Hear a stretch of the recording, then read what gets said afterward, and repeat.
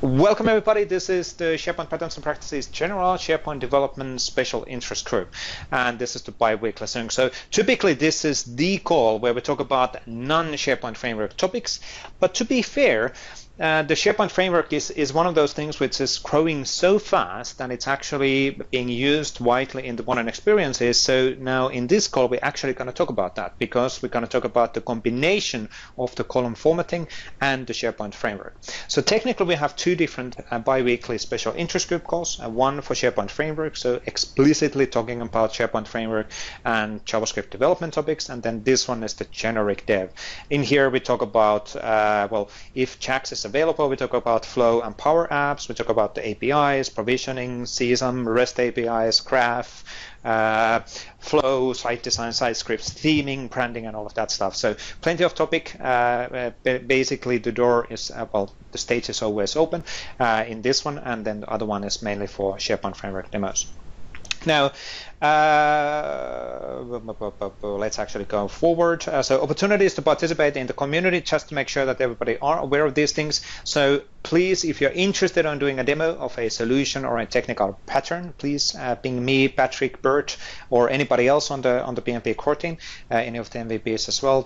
We can set up then a demo spot for you. So as an example, if you are super detailed on branding scenarios, or you want to do a cool branding demo, or you want to have a discussion around the technical pattern in these calls or SharePoint Framework topics, please let us know and we'll give you a 10 to 15 minute spot where you can actually demonstrate stuff. Now, why would you do that? Well, if you don't want to do that, you don't actually have to do that. But if you're, for example, looking into getting an MVP status at some point, or you're getting more visibility as an MVP, or you want to just show and get feedback from the other people, you can absolutely do a demo here, and that way get input from the other ones from the community. Now, you can always contribute in a GitHub, so contribute samples, provide us samples and documentation updates as well. So as an example, just a note on that. So if you find a typo in our SharePoint dev documentation, there is an edit button on the top right corner of those pages, and you can simply submit a pull request as long as you have a GitHub account. So it's super easy thing to do. Or if you notice that something is missing and we should be adding a reference to something, some other topic, you can easily do that as well. And provide feedback as in general, so please keep on telling us what you like, what you don't like, what's missing, so we can actually address those gaps in our messaging as well. Now, thank you, Chris, for clarifying. Yes, bands are indeed optional in these things, and we did get that one recorded. Now, there's no video recordings or video broadcasting in this course, at least yet, so we'll see if we actually go to that level at some point. Now, agenda for today. So I have a few slides, a few classic slides, and then a few other slides and new slides related on general announcements and updates, so nothing too dramatical, due pretty obvious reasons. So Ignite is coming next week, and there's a lot of announcements next week in Ignite related on SharePoint Dev Platform. We have 4 actually main sessions, so 75-minute sessions on SharePoint Dev topics. Well, if you count Office UI Fabric as one of them, which is kind of part of us as well, well, at least from an engineering side. And then we have multiple theater sessions, multiple non-SharePoint dev top sessions where we actually talk about, for example, branding and site design, site scripts and column formatting and list formatting and new UI capabilities. And there's some awesome new stuff from for a modern experiences for communication sites, which is getting announced next week as well.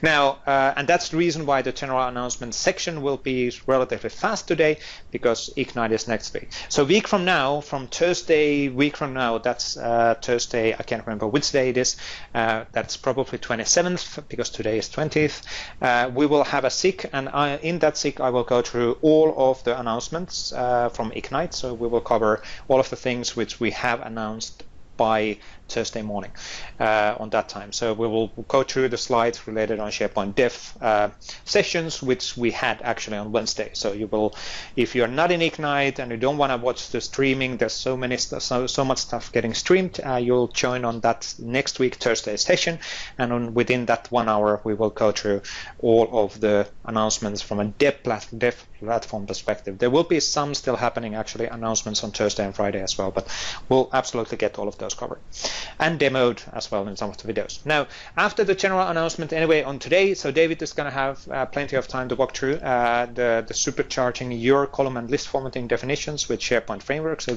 kind of an interesting aspect. So obviously we've been covering column and list formatting quite a few times, but now if we spice it up using SharePoint Framework, that gives us an interesting dimension on the column formatting as well. And then we can talk about what does it mean and what are the opportunities on that. And then we should have plenty of time for Q&A. And this is Q&A ask me or ask us anything. So wait for also, hopefully you have awesome question pending. So when we go to the Q&A section, you can actually ask that. So we definitely will have plenty of time for that for today. Now let's actually move forward. Few slides. Why I haven't updated the views. Anyway, documentation guidance, AKMS SP DevDocs. We have updated these significantly since 1.6 release, and there are daily updates coming in on the DevDocs. If you find that there's some gaps and all of that, please let us know. We want to address those gaps in the documentation. If there's any guidance videos, those are also attached in this documentation, so that's all good. There is, by the way, slides, so that might be a thing. Oh no. Yes, so okay, that's my bad. So I didn't actually take on I didn't take an ownership of the presentation. Here we go. Now you should be seeing the documentation slides, right? Somebody confirming 1, 2, 3. Yes, thank you. Thanks, Andrew. So the next slide, a classic slide as well, running into issues. We are really struggling with keeping up and having that constant discussion in the issue list. We have our new support team at onboarding, which is now currently onboarding and tries to help us on here as much as possible. Right after Ignite, we have already scheduled a few days where we will catch up on all of the issues, and we'll triage them again properly, and then the objective is to stay on top of the incoming discussions. The Ignite is always, unfortunately, messing up our schedules because, well, there's such a hot stuff coming out of the oven for Ignite, and then we need to prioritize on making that work. How would I put this in a understandable format? The 1 week before Ignite is a complete chaos, basically, but then by Ignite, everything seems professional, it's polished, and it just magically works, typically. But it's getting to that level requires insane amount of work. So that's always this week, or SPC week. So that's fine. Anyway, next week will be awesome. Now, a few slides which we don't typically have here. So this was something which we pushed out on earlier this week. I think it was Tuesday. This is actually a really interesting scenario. So not that many people necessarily understood what the tenant-wide deployment support in SharePoint Framework actually means in general, in a bigger scale in SharePoint Online platform. And this article is there to explain that. So basically, the modern SharePoint, we are obviously heading to the modern experiences in SharePoint Online and also in SharePoint 2019. So the modern experiences is the way of customizing SharePoint. And sure, there are gaps, and we're addressing those gaps as we move along. Now, this article is really explaining a scenario or a use case where typical customer request, I want to have a consistent footer across my tenant, which is having standardized links which are pointing to a specific URLs, and the footer can have a random, let's say, a slogan or whatever, sharing is caring message on the footer as well. So what we've done here is that this is kind of a mixture of an article which is explaining how to take advantage of the tenant-wide deployment, and it uses that footer, cross-tenant footer, as an example scenario showing how it can be done. The beautiful thing about that this one also is that the solution which we use in the story is fully open source. It's available for you to download from the GitHub.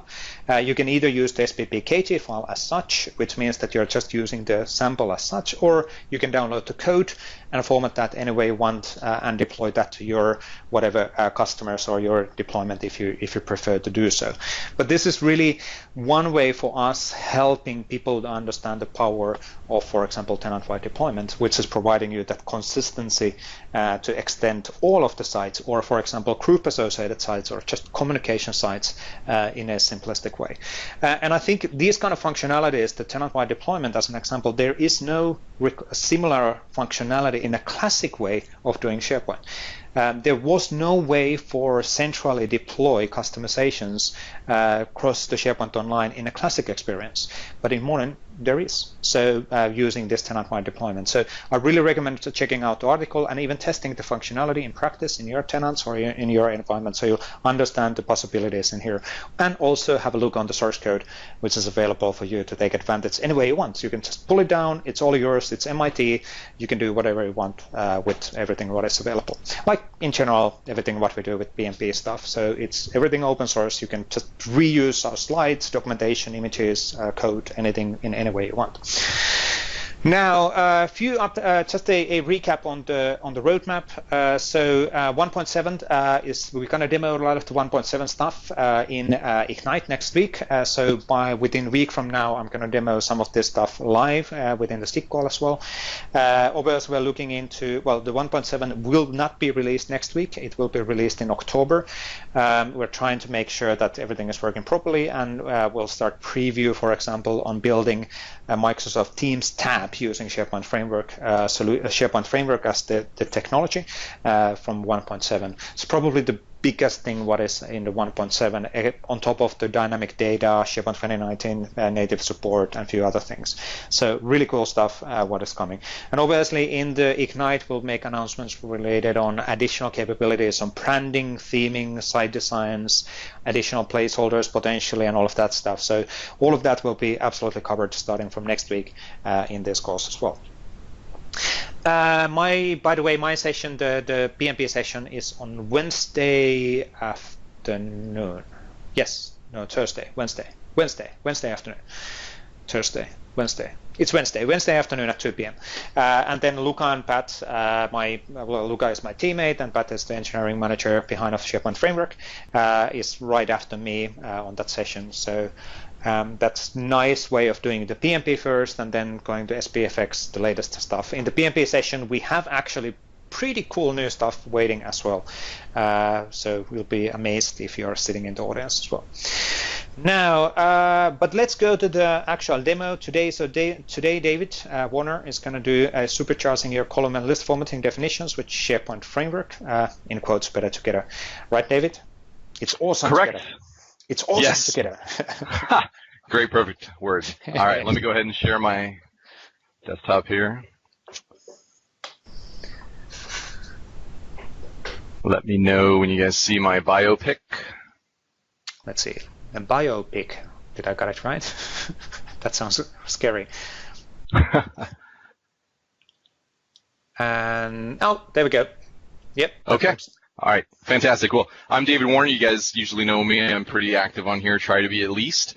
This is my contact information. I work for Catapult Systems. You can see that over there on the right. And then my blog is there at warner.digital. Obviously, a lot of the screenshot summaries I try to store there, so feel free to visit that when you'd like and do some vlogs as well. So today we're going to talk about list formatting and SPFX and #awesome. I didn't just write that in. They said so it was perfect that you had it already ready. That was an accident, by the way. Absolutely. Right, exactly. Very coincidental. Yeah. So, list formatting, as we come to learn, is extremely empowering because we don't have to write a single line of stereotypical code to enhance the look, feel, and to some degree our functionality of our list and library data, right? But if we were to write some SPFX with the intent specifically to enhance our list formatting empowerment, what might that look like? What are some of the best use cases? What would we call it?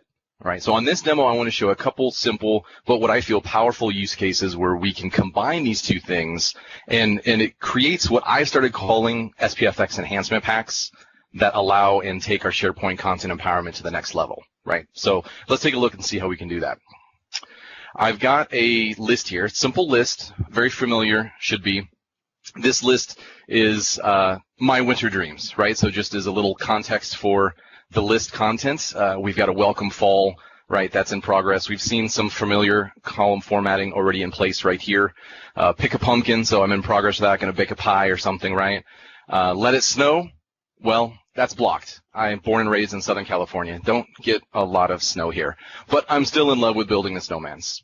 So we're going to see how we can do this. Familiar styling already using the column formatting that we have here. But what if we had a user come in and say, well, that's great, it's useful, but I want some icons that actually align with the tasks, not just the status, right? And it's a reasonable request if you've worked with users before where they're liking usually iconography. It increases user engagement.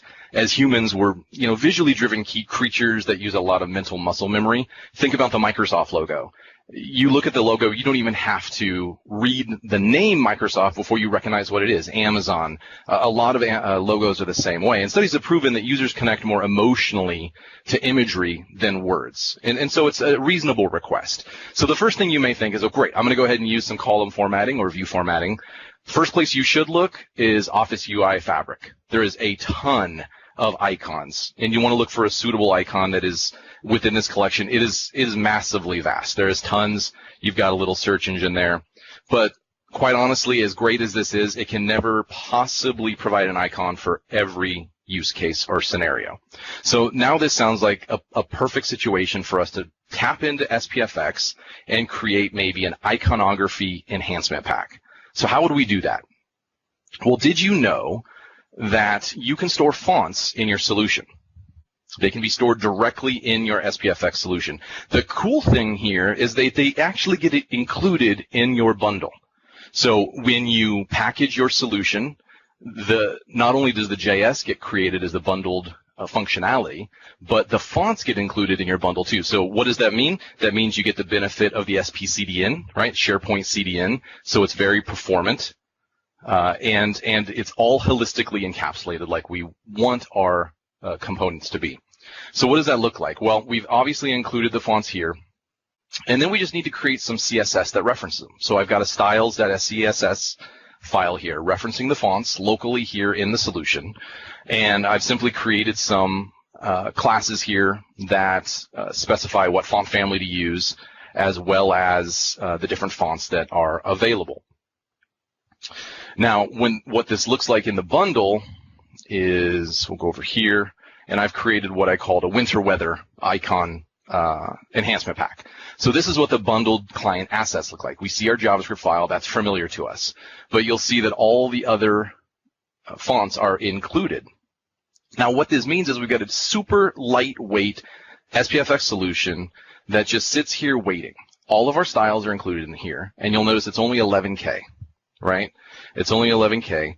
And so they just, once we load this application on our site, it just simply sits there waiting like a good little servant ready to be called into action. So for the demo, I've already packaged, I'm not going to show that, you guys know how to do that. I've already packaged and deployed it, right? And so I'm going to go ahead and show you how we can put that into use. It's including some of these fonts. I've pre-created my icon font, right? And we'll talk about that a little bit in a few moments. But these are some of the icons that are included in my winter weather iconography enhancement pack. I've also created an autumn one, so we'll see some of those as well. And so now we just want to try it out for a spin. We want to try out our new toy, see how we can do that. Well, I've pre-created a column formatting JSON here. It's a very simple one. These examples are meant to be very simple, so not be overly complex. You can apply them very easily. This is similar to the one that was already there that identifies this task status, right? It just simply looks for values in my current field and then applies classes. So in this case, all I need to do is copy that, and we'll go back over to my list, and we'll go ahead and edit the column settings. Format this column. I'm going to go ahead and paste in. We see it's all just there, and preview. And now I've got all these custom icons available to me. Lightweight, bundled, very easy to include. Pretty easy, right? So what else can we do? Well, how about some user-driven interactivity to our icons? Now, our content owners may have said, oh, cool, great, we've got some new icons available to us, but what can we do to really make them pop? Well, as you may or may not know, icon fonts are driven by what's called pseudo-attributes in HTML. So if we were to examine the HTML for these icons, such as this heart one, we see this little colon before, and then we see the CSS is being driven by Fabric UI to load the font or to load the icon. And that's how pseudo attributes or icons get loaded into the DOM using the CSS that's preloaded. Same with my custom icons right here. All right, so if I look at that, we can see it's being loaded by a pseudo attribute. It's simply being loaded by the class that I've added to the span tag. And then my enhancement pack is just sitting and waiting to be called upon, and it gets applied on this before. We can see it's utilizing my font, and we're good to go. We see the font being called right there. SPFX, EP, icons, winter weather. But what if we wanted to add some interactivity to these, right? So what you can't do through a normal style attribute is affect pseudo attributes, right? So we've got our style property here. You can't override pseudo attributes, but you can do it with an enhancement pack. So I'm going to go back into my solution. I've created another enhancement pack for animation styles. Just a very simple one here. It's got some animation styles. We see it's using simple CSS3 animation, keyframing for spinning and pulsing. And so we want to go ahead and apply some of these to our newfound content. So we'll go back in, and I've actually already got one hidden. You may have seen it when I hovered in. We want to go ahead and we want to make our snow look like it's falling on hover, right? So all of a sudden I hover over it, and there we get our spinning snow. Looks like it's falling, right? Simple, but we'll talk a little bit more about more appropriate use cases in a moment. But it's something that users like. User engagement is what we're trying to drive with our SharePoint sites. Nobody wants to build a SharePoint site that simply just sits there and does nothing, right? They want people to use it, and users are engaged by interactivity and little things like this. Well, let's say I've got my little in love down here, and I want to go ahead and I want to make it a little bit more fun. So I'm going to take a class that I built into my animation icon, animation enhancement pack. And down here where we're looking, I'll go ahead and edit this particular column. And we're looking for our current field in love. And I'm going to go ahead and just add that class, right? It's using the class attribute or property. And I'm going to go ahead and add that in. And I'm going to preview it. Well, now I'm a little more authentic in my love, right? Now that looks a little, cheesy, you may think. What's the use case for that? Obviously there's not a huge one. But if I remove it, and you look at the blocked above it, I'll go ahead and remove it, preview it, we'll see it'll stop. If I add it to blocked, now that draws a little more attention to the eye, right? That's maybe a little better business-based use case, right? Because you come in, we've got our blocked, it definitely, the background color, the icon attracts attention. But if something is really bad, if something is a major issue that needs to be paid attention to, this is going to attract the user's eye, right? People are going to pay attention to this. Now, that might make an argument. Some may say, as small as the enhancement packs are, our use case is a little more situational. We might only need to use the icons, the animations, the enhancements in very specific user-driven events, like clicking a button, right? We don't want these elements just sit in the global space, waiting to be used as small as they are, because we're only going to use them at a very small percentage of the time, perhaps like when a user is clicking a button. Well, we've got a solution for that, dynamic bundling. Now, I don't know if you guys have seen this before. There's actually a document that Vesa had created. I'll put the link in there. It is really, really cool. What it means is that you can split your bundled JavaScript files, or JavaScript file as we know it to be most of the time, into multiple files and then asynchronously pull it in. Right? So what does all that mean? Let's take a look. I've built a web part here. It's dynamic bundling. So the purpose of this web part is to show that when the page is loaded, it's going to pull in our bundled file. We've got our bundled.js file. Then when we click on either of these buttons, there's additional functionality that has been written in the solution, and I'll show you that in a moment, that shows an alert being made. And then the second one imports functionality with jQuery, inserts HTML into the DOM, and pulls in the enhancement pack assets on click. Now, typically what's going to happen when we bundle this and create this by default is it's all going to get wrapped up into one file. And we know that there are situations where we don't want to necessarily include, for example, jQuery. We might want to use the external. But if we're going to be shipping out our module or our web part or solution to anywhere and everywhere, our customers, we don't know what else is going to be loaded. There are very situational and valid use cases for including in our bundle. But we might not need it always included in our bundle. If someone were to load a page with this web part on it and never click a button, then any imports of packages, NPM packages like jQuery, are just going to sit there and take up network space and clutter up the DOM, right? So how does that look in a solution? Let me go ahead and pull up my dynamic bundling example.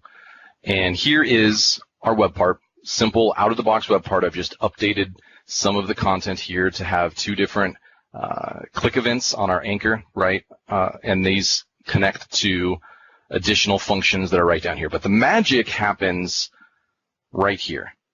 We create these await asynchronous functions.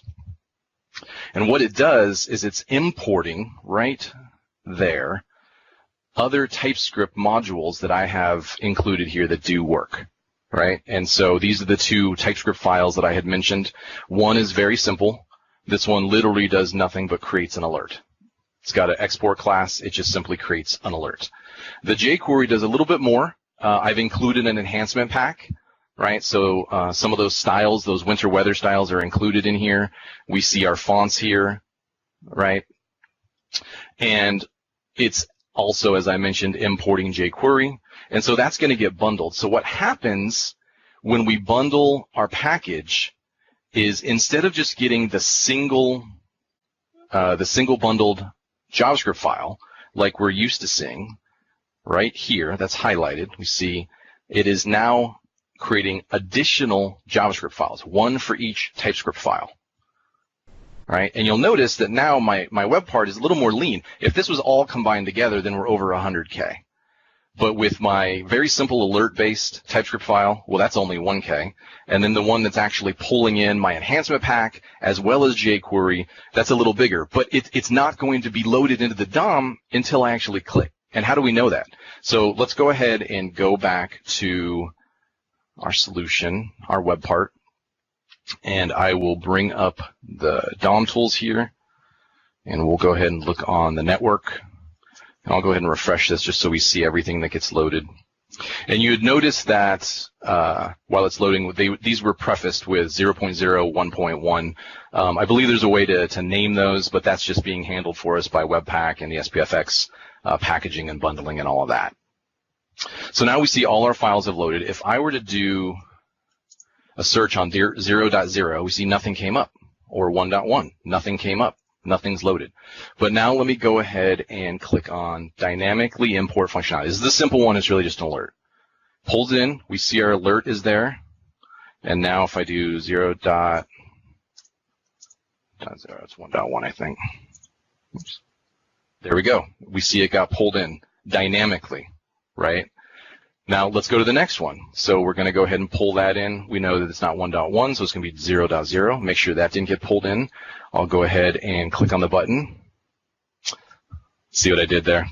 Are you smitten with icons? But you can see it now got pulled in dynamically. So we've combined some enhancement packs, right, with asynchronous functionality that has really beefed up the empowerment of our web part. Now, in this particular case, I did include the enhancement pack in the web part.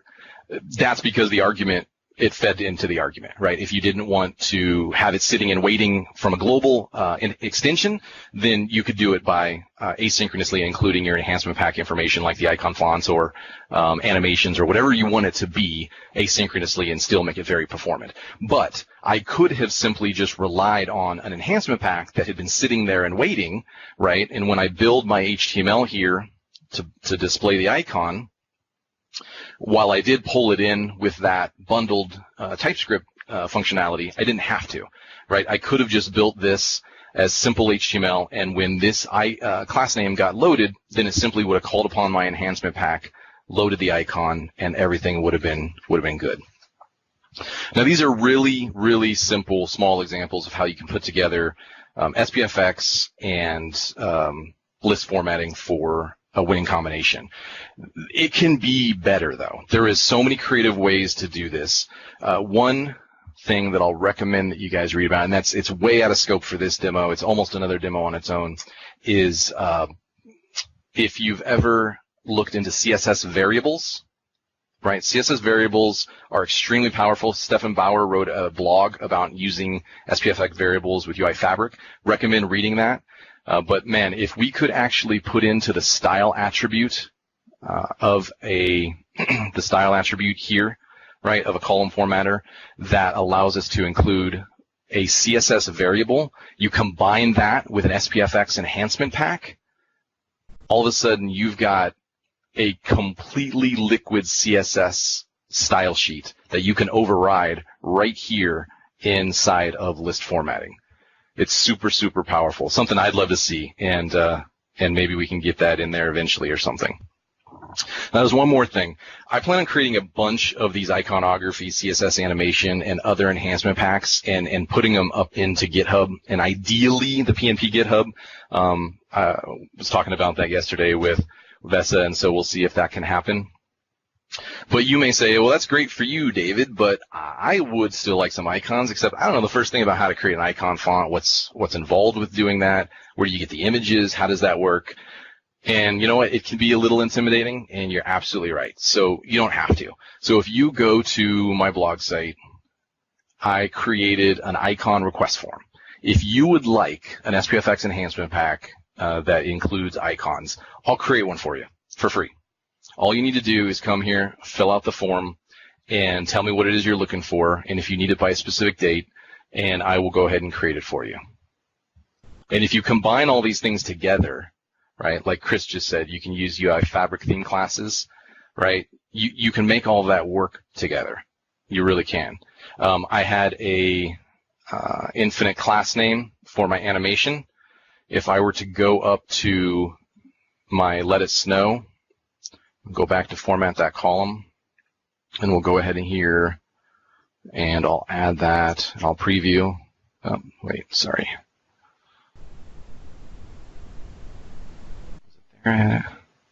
Well, you can combine classes, and it would make, it would make this thing move infinitely. It would just start moving infinitely. See, and I'm hovering over instead of stopping after 4 seconds, which the primary one, it now will go infinitely. So you can combine all these classes together, as Chris had brought out, to do a lot of things. So just wanted to bring out some of the creativity that I found. So definitely look into that dynamic bundling. But that's my demo. Thank you, guys. Before you actually stop sharing, so really, really great stuff, and it's just, to be fair, the whole PMP, so I should say this out loud when we're recording, but a while back, like 5 years ago, when we started the PMP initiative, first as an internal thing, it started as a hack system, so to say, because we started figuring out how to do whatever extensibility with the limited capabilities, because at the time SharePoint Online didn't support certain things, and that's almost like what you're doing here.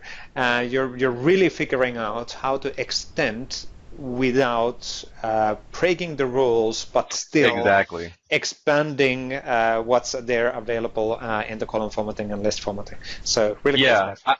I had someone bring up to me, well, aren't you breaking the rules now, because now you're overwriting DOM elements that are outside of placeholders that are available within extensions? Yeah. And I said, this is a gray area, because while we're overwriting areas that we don't technically control in this space, and it's outside of a web part, we do control the column formatting content. Correct. And so I'm only controlling areas that I'm allowed to control. So I'm applying not override styles to, say, for example, out of the box Fabric UI class names. I'm only overriding class names that I know that my extension is going to be able to plug into, that I have control over. So, yes, like you said, getting creative with the areas that you guys give us the ability to get creative with. Exactly. Especially now that I'm on this side, because I didn't used to be inside of engineering. So this is just interesting to now be on this side and then see other people kind of being creative in the rooms, what is given. So, and if somebody's asking, so wait a minute, so is this truly supported? Technically, yes, because like I said, even with application customizer or with web parts, we cannot block developers to manipulate DOM. It's something what you can absolutely do. It's an HTML page. And now, should you be doing that? That's debatable. Can we guarantee that your stuff isn't getting broken? No, because that depends what your customization is doing. In this case, what David is doing, well, that will definitely not get broken because you're pinpointing to those your own elements. So it is super creative way of extending this. So, and I will absolutely have a discussion with the people who own the column formatting and list formatting inside of engineering around this model as well. So really great demo. Cool. Vincent is saying, just says we can do whatever we want with the DOM in SharePoint. That's my takeaway. Yes. Don't quote me wrong. Don't quote me wrong. Technically, on Vincent's comment, there's no way for us for limiting you to do DOM level modifications in SharePoint. That's just given. We can't limit that capability at all because you are injecting JavaScript. You will have access on the DOM structure of the page. Now, is it recommended to do that? That's a different discussion.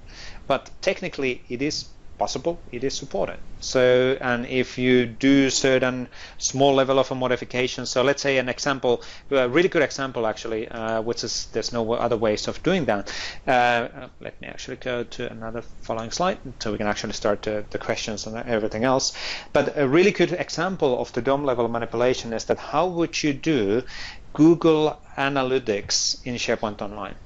Well, you actually need to do DOM level manipulation in the application customizer to add the needed entries to header element in the HTML. There's no other way for making that happen. So is that then supported or not supported? Well, technically it is supported. You can absolutely do that. Now, will we break your stuff by modifying header in a way that your stuff will get broken? Most likely not, because header is header. It's a header element. It's going to be it's an HTML page. Now, if you would pinpoint to a random div inside of the page, we can't guarantee that the random div exists there if it's our div. In this case, once again, David is actually using his divs and his structures. So it's a interesting approach. Now,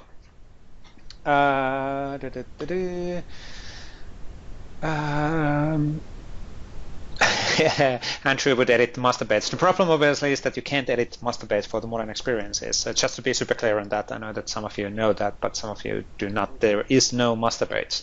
I still remember like 2 to 3 years ago, I put a blog, what was it? It was a Facebook post for my friends, which was like, hey, we don't need master pages where we're heading, with a screenshot of the back in the future people, and just a joke really. But there is no master bases in the modern experiences. That does not exist. And there is nothing. Obviously, you can do branding still. You can still inject stuff. You can still add application customizers. You will have more placeholders in the future, and you can do modifications. The lack of master pages doesn't mean that you can't achieve your business requirement. So let's be clear on that. And the dynamic loading, absolutely. So that is a relatively new thing which was actually documented. Technically, it was documented after discussions with Mikael Svensson and Pat Miller. Pat Miller is the engineering manager, who I work with on a day-to-day basis as well. And then we agreed that, well, we need to get this one documented because we clearly support this. So there's still certain things which not all of the things are actually properly documented. So we're trying to address those gaps. And Ralph, with your cross-site publishing, don't do that. It's a horrible thing. Why do you keep on asking that always? even back in 2007 timeframe, at least personally, I never ever recommended cross-site publishing. In certain scenarios, theoretically, you have to do that, but yeah, never mind. Now. All my sites need to know about all our office locations. Missed that one. Okay. So we do have now 18 minutes, 17 minutes. So we didn't want to actually fill this SIG for another demo. Also, the Ignite is coming, so it's like it's getting slightly more and more hard to do any demos which we wouldn't actually give away what we're going to do a demo on Ignite.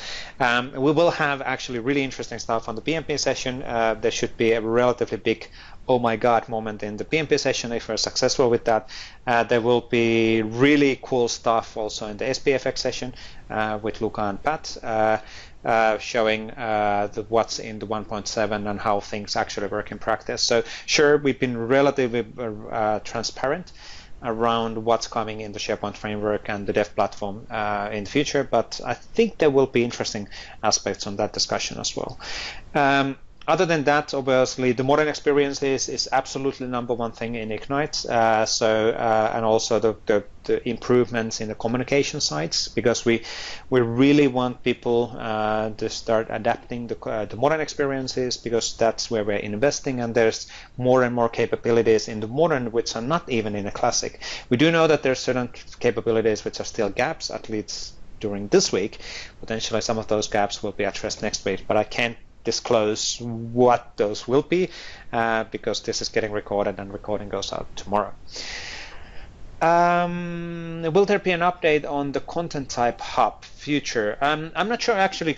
I think we will disclose some future around the content type hub and the functionalities on that. So the content type hub, I wouldn't say that content type hub itself is a debatable. The existing implementation doesn't quite work. Now, if you can do exactly the same functionality using whatever alternative technology, then that's potentially better option. Content type hub right now has a massive performance impact, and that's why we don't really like that too much, and we haven't really been pushing that.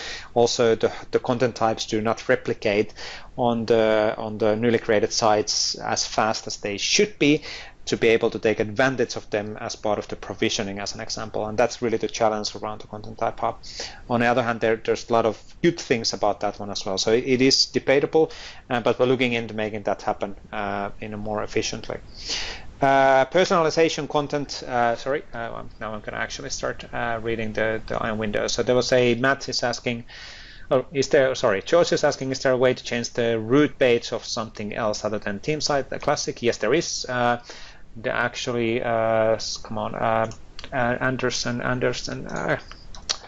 Mark D. Anderson has a blog post which is showing actually how to make that happen, and it is supported to change the root site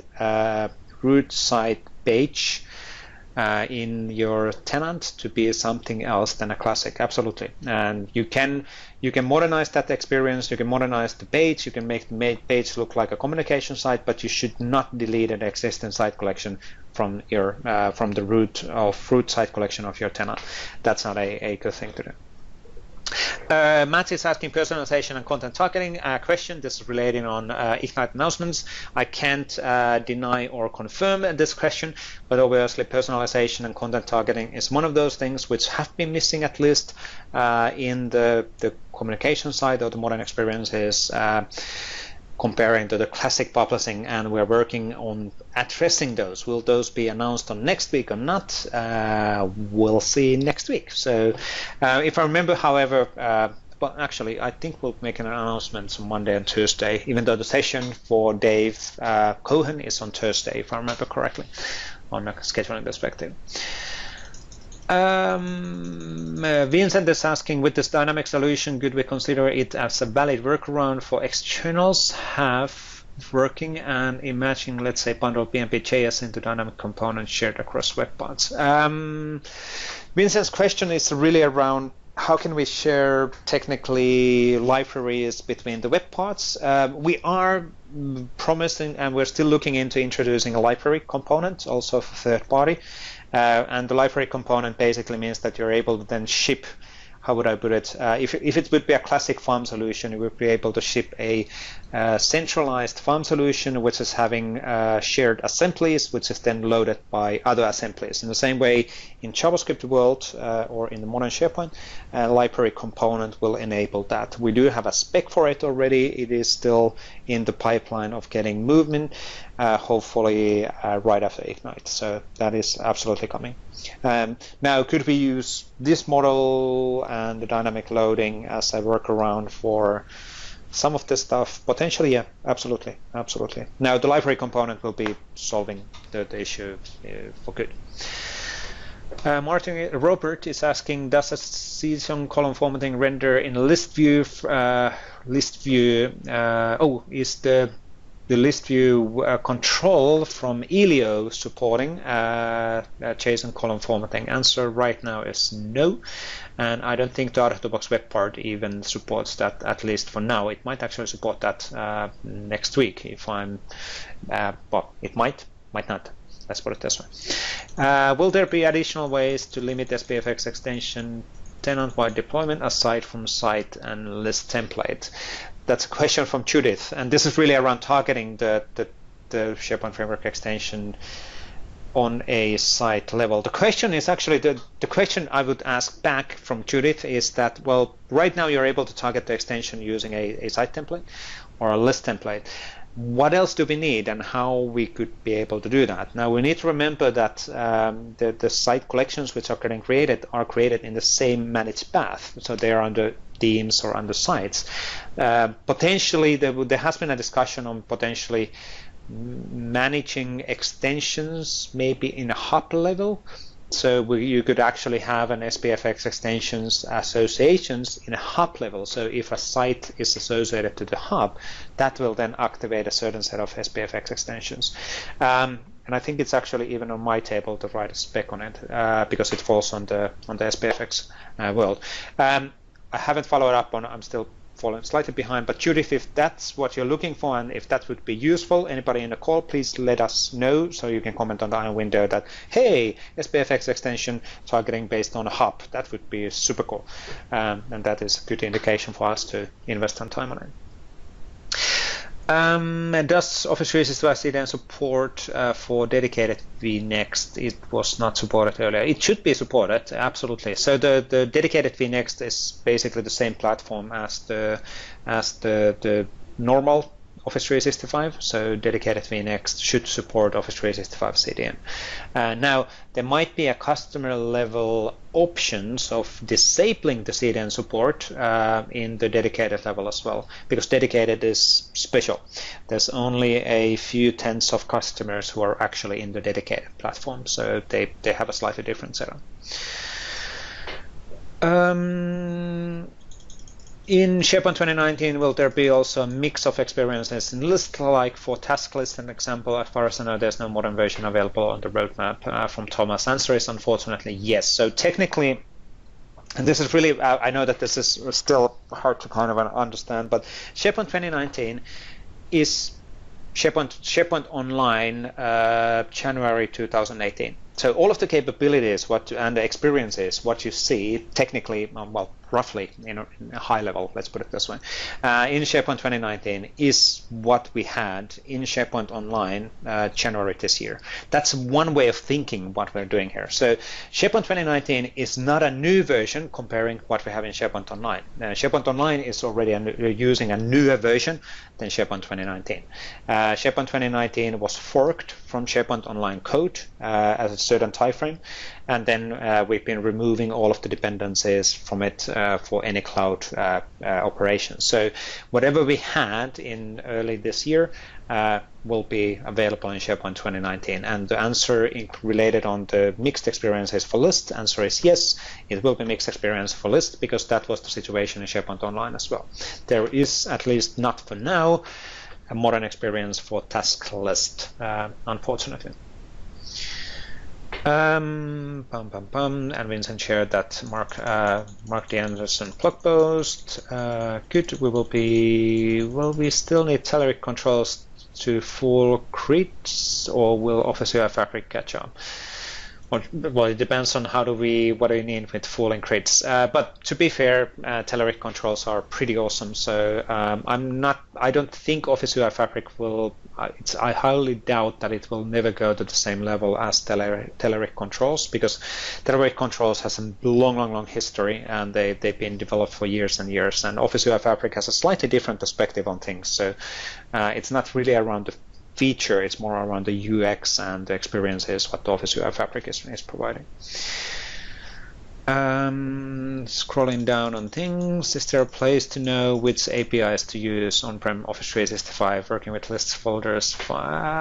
Yes. So underscore API web is absolutely the future. BTI bin is a super legacy, deprecated, absolutely supported still, but it might be a problem at some point. Question from Osama. So API/web and REST APIs is the right way to do.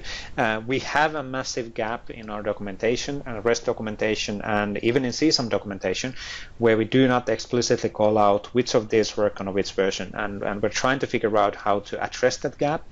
We know that the gap exists when you have the differences between the versions, for example, for CSAM, but we're still working on the logistics of making that documentation bulletproof. But we absolutely understand the gap on there.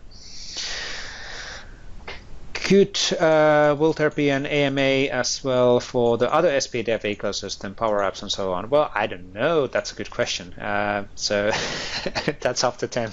So maybe at some point, absolutely. So and if this is actually interesting on answering all of those questions, we can absolutely do for example, one full call where we do AMA if this is actually valuable, and I need to just understand is this valuable or not. And thank you, Judy, for confirming on the hub model. Multi-geo hits. Same template. Okay, that was around the templates. Will the site design include more or all the PnP provisioning stuff? That's one of the questions from the slides as well.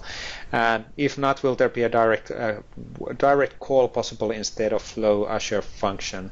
So from Benoit, site designs will gradually catch some of the basic capabilities what we have in the PnP provisioning engine. Reality is that, should I actually make the statement, if I would be a betting man, I would bet that site designs will never ever have all of the same capabilities as what we have in the PnP provisioning.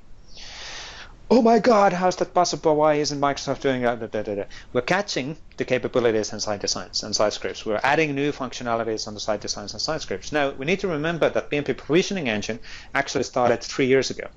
And it has already like 120 contributors, and we're getting all the time new contributors from the open source side. So engineering is actually having hard time catching up because community is pushing forward so fast with the PnP engine.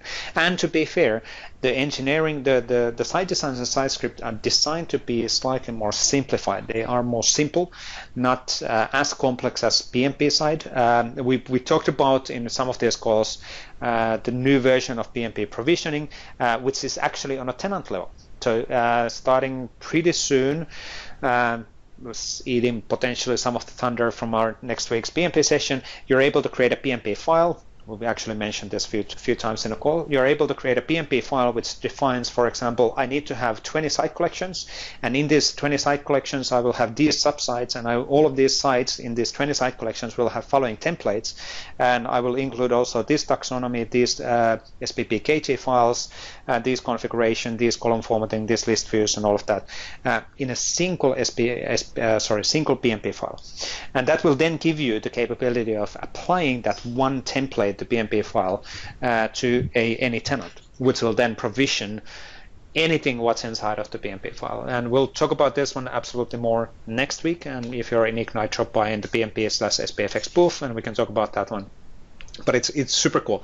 Will site designs and site script never go to that level? Answer is no, because that's not really designed to go on that level. So it's a slightly different perspective. Which flowers do Paolo like? Paolo, did you answer that? And I think you were in the call. Paolo, come on. It's just me here talking. I know that, yeah, Paolo, you're in a call. You can mute yourself. Unmute yourself. There's a super important question. Paolo. Nobody can hear me anymore, clearly. Yeah, okay. Oh, he wrote it. Okay, cool. I haven't had a chance to walk through all of them.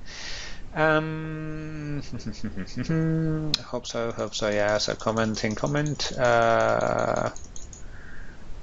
Yeah, so that's the Redux gap, site designs to be invoked on a new page on an article, and the site designs bypassing the flow. So right now the flow is the extensibility model for site designs and site scripts. Will it somehow at some point support calling directly an Azure function? That could be an option absolutely as well. So potentially yes. Will we want to have a site designs to be invoked when a new page or article is created? That could be, well, technically that's a webhook, but then can we actually evolve site designs and site scripts first of all to the level of list designs and list scripts? That would make a lot of sense. And then what if we would actually have a support for defining a, in quotes, a item design or an item script whenever an item is created? Why not? Absolutely. Is it in the short-term roadmap? Answer is no. It's not going to happen. We're not going to announce that at least next week. Are there any plans to incorporate an ASP.NET Core in the SPFX world? And that's a really mixed question. SPFX is a JavaScript platform. Will we though pay more attention on the .NET Core in the SharePoint Dev platform? Answer is yes after Ignite. So right now it is in the pipeline, and I can't promise this, but it's in the pipeline to start working on the CSUM .NET Core version of CSUM after Ignite. Now, will it actually happen? Will we get it out by Christmas or whenever? I can't promise that, but we are having a constant discussion, and you customers and partners pushing on the gaps and pushing what needs to be there helps on prioritizing these things. Let's see, we're running out of time as well. And Paolo likes roses, red roses. So please remember to bring some roses for Paolo next week in the Ignite. So that would be pretty cool. Good. I think we are on the hour.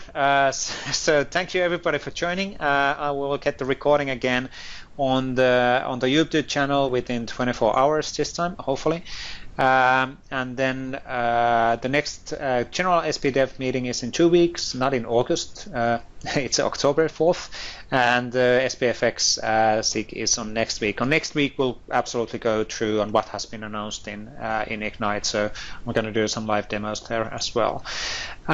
But that's it for this one. Thank you everybody for joining. Thank you for your great questions. And if there's interest for these kind of things, we'll try to have more time on Q&As in future on all of these calls. But if there are interests on more specific AMAs in the future, just let us know using different channels, and we'll make these things happen. But thank you everybody, and thank you for your input. And let's see which of you will be in Ignite. So drop by and let's have a chat. Bye-bye.